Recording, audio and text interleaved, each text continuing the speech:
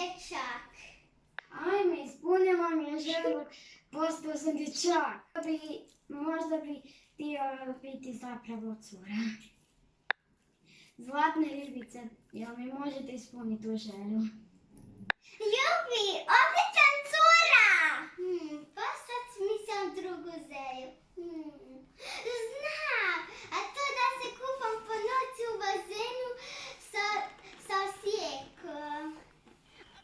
Rita je ispunila želju da se kupam po noći. Da! U bazenu po noći. Da! To ti je ispunila ribica. Dako! Pecerna ribica, zlatna ribica.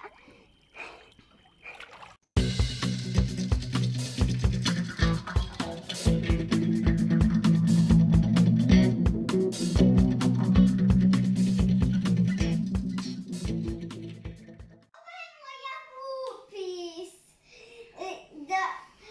Ribice, možete mi ispuniti da ja se kupam za upis u bazenu? Ispunila mi se želja, na bazenu sam za upis.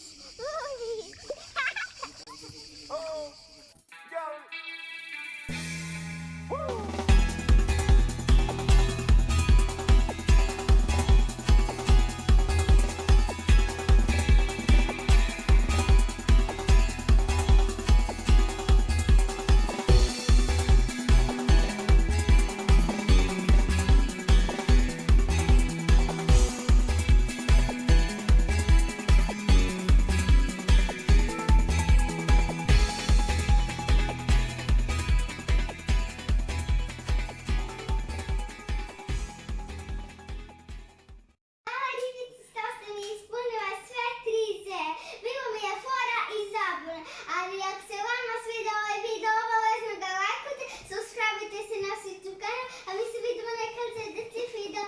Ćao prijateljica!